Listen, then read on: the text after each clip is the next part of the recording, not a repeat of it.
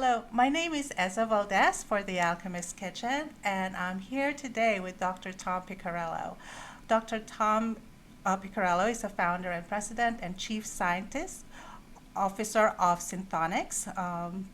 Tom is a modern day alchemist with experience in the fields of synthetic chemistry, metallurgy, electrochemistry, plant enzymology, chemical manufacturing, and pharmacology. Tom has also 23 patents and patent applications to his credit, 18 of which deal with novel drug delivery technologies. He has a BS in biology and a Ph.D. in chemistry from Virginia Polytechnic Institute and State University. So, welcome, Tom. Thank you for having me. So, first question, did your parents give you a chemistry set when you were a kid? Is that what started your love for learning biology and chemistry? I would say no to that question. I actually started out in agriculture Hmm. and switched over to biology and got my BS in biology. And then my first job out of undergrad school was in electrochemistry and metallurgy. And so that got me interested in chemistry, and that's why I pursued a PhD in chemistry. That's So that's what, amazing. and that was sort of designed from the very get-go. I wanted to have once I got into sciences, I wanted to have an eclectic experience as possible. So when I got my degree in biology, it made sense for my overall plan to get a wide exposure to science to get a job in electrochemistry and metallurgy because they really don't have a whole lot to do with each other at No, it doesn't. So it feels like it's more like you're a Renaissance guy, it's like a little bit of everything, but it all comes together, right? Yes, that's right. It all does. Well, everything is related. All the sciences are related by virtue of the fact that they all deal with molecules and atoms and so forth. And so for that reason, they are related in that respect. But they're not related in terms of how you apply the science to advance the different technologies. So there's a difference between the two. But by design, I went out and tried to get a broad exposure to sciences as I could. That was my plan. So what actually was your biggest influence then, in terms of like getting inspired and getting into the sciences? It happened in undergrad school. I didn't really consider myself to be much of a scientist in high school.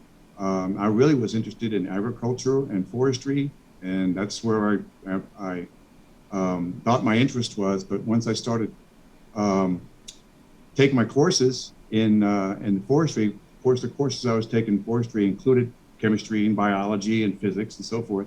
And so I said, no, I think I want to be a scientist. That's so I dropped the agriculture gig and switched over to the science fields. And was this in Virginia?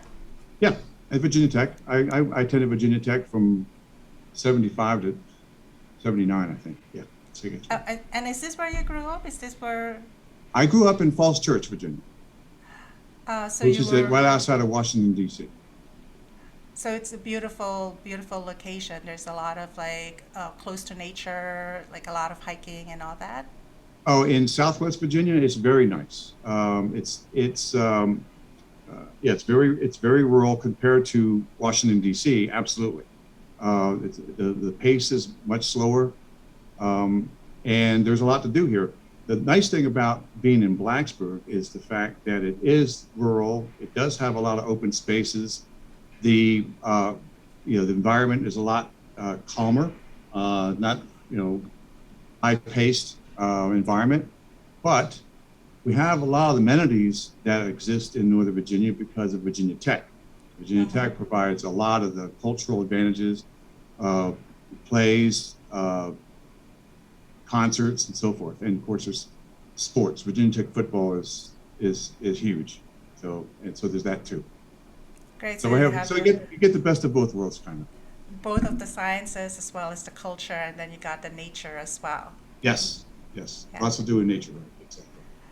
Actually, when my son actually went to Savannah College of Art and Design, so I would drive down, and whenever I pass by Virginia, I feel like, oh, I need to stop here because it feels like it's such a beautiful place. But one of these days I'll get a chance to actually Well, you should, explore a little bit.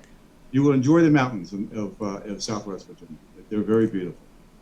And there's a lot of like in your area, I feel like there's a lot of like technology companies as well, like more into the sciences.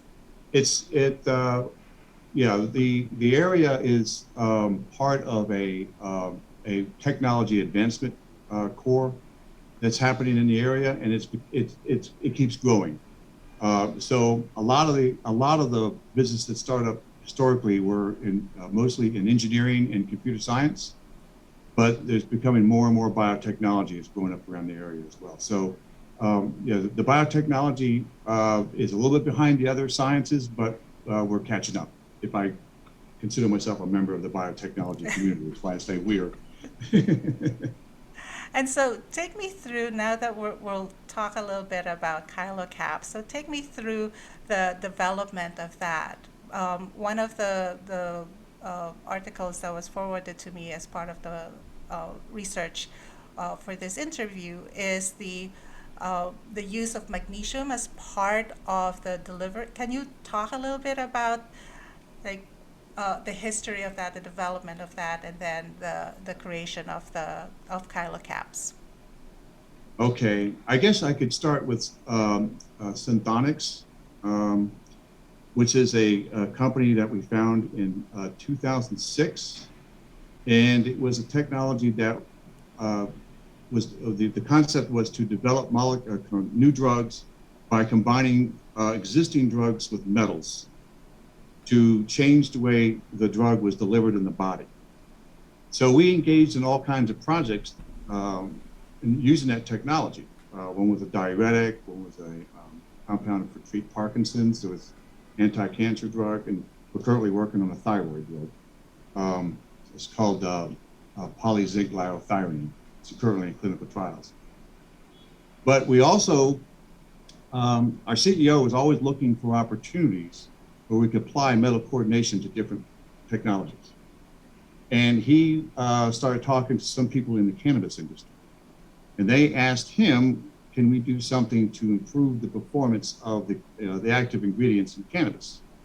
So that was presented to me, and I looked at the chemistry, and I realized that one of the key ingredients in hemp, which is called cannabidiolic acid, or CBDa, was perfect for combining with metals, not only because of the chemistry, but because of the benefit that we can impart to CBDa from a pharmacological perspective. So I immediately engaged in trying to figure out how to do this. We couldn't do it here because at that particular time, Virginia didn't allow people to do research on hemp. That was, that's several years ago when that happened. Yes, yeah. So we used other people's labs, like in Arizona and in Illinois, that was there. You were able to do work with the hemp. So I took my chemistry kit out to these different locations and started playing around with it. And I discovered that we could make this very interesting micellar type complex. And all I needed to do is just sort of perfect the process. Well, during the process of thinking about do that, Virginia didn't allow us to do research here. So that expedited the whole program. Then it was wide open. We were able to focus on it and develop the cannabinoid molecule, which is what's in ChyloCaps. Yeah, that's really interesting because from my understanding, when you take something in, like a pill or a capsule, the bioavailability is really very low because it goes through your digestive tract, meaning, like the outer layers are digested, and so you only absorb a small portion. So through this technology, the absorption of the CBDA is actually enhanced and improved.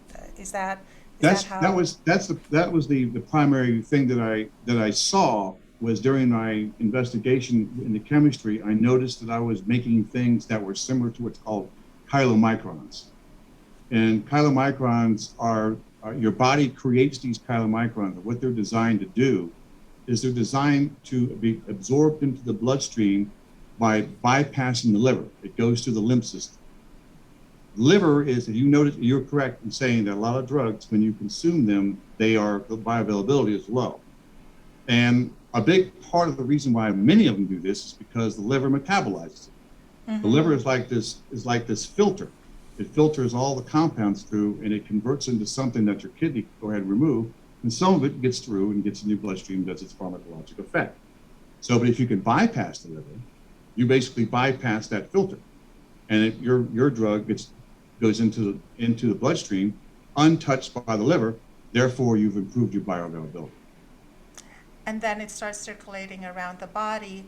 And then the way that I understand it, and correct me if I'm wrong, so the body has receptors, right? So the receptors are the parts of the body that actually receives the molecule, whether it's CBD or CBDA, and then it activates that part. So it's a very simple process. Well, I simplified the process. I know it's complicated, but I kind of like simplified the process. You have all of these receptors and receiving it. And then with CBDA, with all of the additional knowledge that we have now compared to, before it was all CBD, that's the primary focus, and now it's CBDA. Can you talk a little bit about what are the, I wouldn't say conditions, but what's the effect of CBDA as opposed to CBD? Like, what's the difference there? Okay, there are a lot of similarities between CBD and CBD and how they interact with these receptors that you refer to, and it's true. What you said is correct, and there's multiple receptors that both CBD and CBDA interact with. Okay, and I think probably should mention a little bit about why CBDA had been ignored, and I think it's for two reasons. One is CBDA is unstable. So what happens to it, it loses a carboxyl group. It's called decarboxylation. And that decarboxylation produces CBD. The hemp plant doesn't actually produce CBD. CBD is manifest from the decarboxylation of CBDA, which the plant does produce, okay? So because CBDA was so unstable, and this is my own little theory, I don't know if it's true or not, but I believe that a lot of people focused on CBD because they knew that THC was active, right, in terms of eliciting the high that THC does, but THCA does not. So I believe people were thinking, well, if THCA is not active and THC is, then CBD is probably the more active of the two, and CBDA was ignored probably for a combination of the two. Partly because it was so unstable, and partly because it was believed that CBD was the more active. But what's been found out more and more is that CBD actually is more active than CBD in a lot of receptors. One of them is the serotonin receptor, which is responsible for depression, anxiety, nausea, and some other things. It's also more effective at the COX-2 enzyme, reducing the COX-2. The COX-2 enzyme is actually centrally located in the process of inflammation. So CBDA is actually a more effective anti-inflammatory than CBD. And there are some other things too that people are discovering that CBDA is more active. There's some anti-cancer properties that CBDA has that's more potent than CBD. So there are a variety of things, and people are discovering this more and more. I think that ultimately CBDA may overtake CBD in terms. CBDA will overtake CBD in terms of its importance in the medical community. And it's just an evolution, right? Because I've started taking CBD about 2 years ago because I had lower back pain. And it really helped. And then I stopped taking it because I wasn't having any back pain anymore. And most recently, and I think it was because 2 years of COVID kind of like brought about my anxiety, and it really helped me within 15 minutes of taking a CBD oil. Within 15 minutes, I really felt the relief, especially like if I'm really anxious. So with CBDA and its high bioavailability, so would the effect be felt sooner than CBD? The pharmacokinetics would probably be improved, but I think that's not really the major advantage CBDA has. The major advantage CBDA would have is the fact that it's more bioavailable and that its potency is greater. So in a lot of cases, like for instance, inflammation, anxiety, mood, these kinds of things, well, those three areas specifically, I think you'll find that our CBDA product, it would be more potent, and you need to take less amount to get the same effect. So it's more of the CBDA benefit over CBD is more of what's called a pharmacodynamic effect rather than a pharmacokinetic. So, Oh, wow. I mean, there is some speed associated with it, but that's not really the major advantage. So it really more from a potency standpoint. Potency, Yes, yes. okay.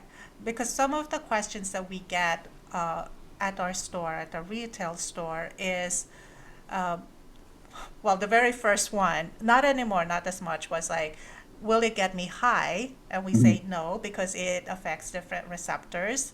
And how long can they take it? You know, in my case, like I said, I stopped after a month because I was really feeling the relief of it. With ChyloCaps, is there what's the protocol in terms of dosage? I know that will be dependent on the use of it, but then how long can someone take ChyloCaps? There is no formal toxicology study that is done on CBDA. So far, the data that's been gathered has shown that you need to take a tremendous amount to have any toxic effect. So these products are shown to be very, very safe. Um, I think the primary safety data that you can glean from these products is the fact that many people have used them for a long period of time sometimes at very high doses, and there are very few reports of any adverse events. So that's one of the major reasons why you can sort of trust these compounds in terms of being able to take them safely. There are some studies that show that CBD can elicit CBD can elicit inflammatory properties.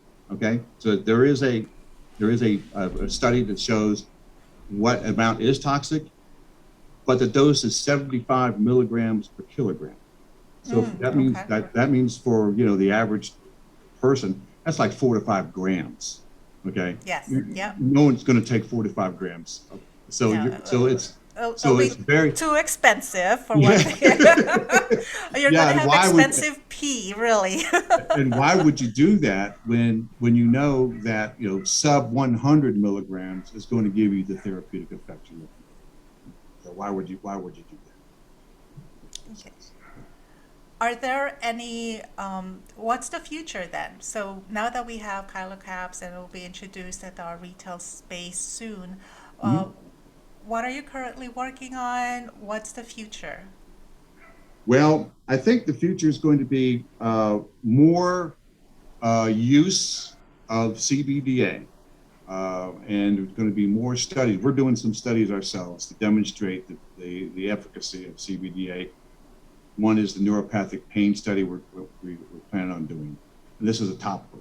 Okay, so there's a topical line that we have as well as the oral. Okay, so there's going to be more acceptance and more people are going to be using it, and as that happens, it's going to be word of mouth, and then CBDA is going to be, people are going to talk about it because it's going to be shown to be more effective than CBD in a lot of places. I don't want to say CBDA is going to replace CBD because CBD does have its own special niche within the health community.